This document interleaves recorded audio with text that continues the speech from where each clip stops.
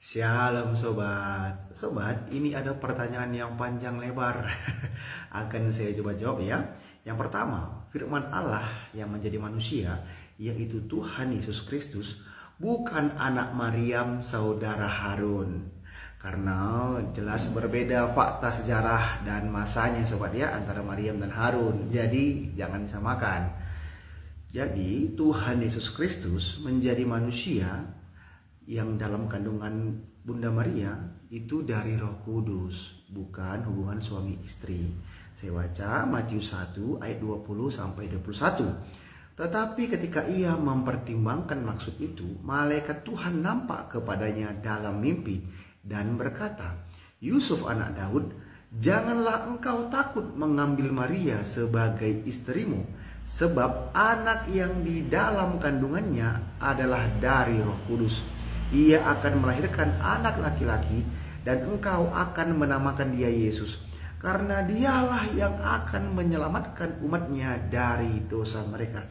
Jadi jelas, hanya Tuhan yang mampu menyelamatkan manusia dari dosa. Oke sobat, sebab upah dosa ialah maut, tetapi karunia Allah ialah hidup yang kekal dalam Kristus Yesus Tuhan kita.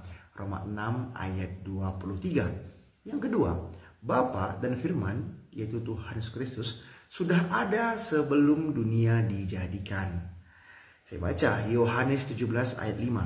Oleh sebab itu ya Bapa, permuliakanlah aku padamu sendiri dengan kemuliaan yang kumiliki di hadiratmu sebelum dunia ada. Berarti apa? Yesus Kristus adalah Tuhan. Karena apa? Sudah ada sebelum dunia ada. Oke? Yohanes 8 ayat 58. Kata Yesus kepada mereka, "Aku berkata kepadamu, sesungguhnya sebelum Abraham jadi, aku telah ada."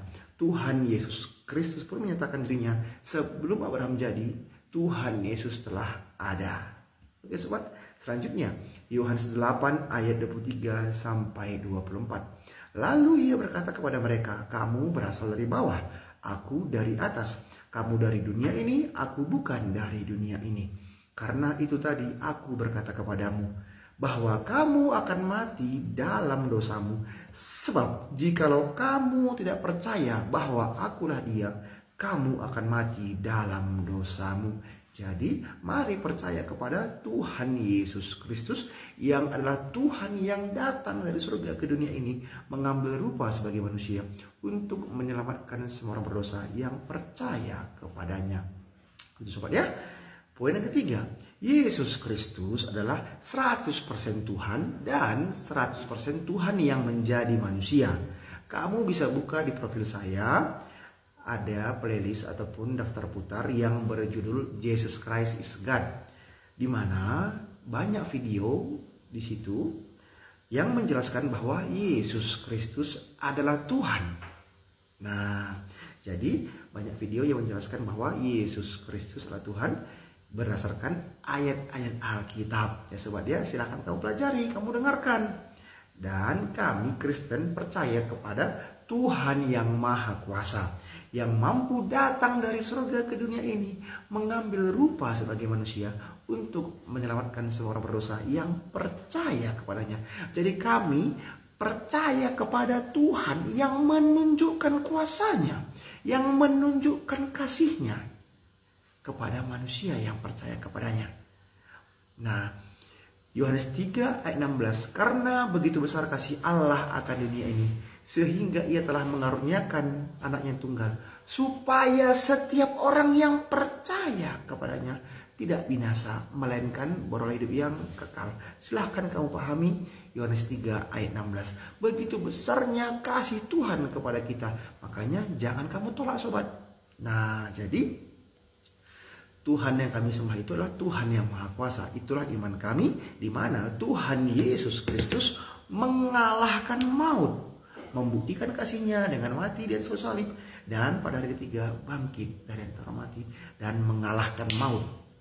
Nah, jadi kami percaya kepada Tuhan yang membuktikan kasihnya, yang membuktikan kuasanya. Itulah iman kami sebagai orang Kristen.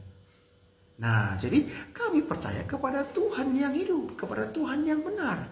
Jadi kami mengenal Tuhan kami. Nah, Itulah maksudnya sobat, iman kami sebagai orang Kristen. Nah, oke.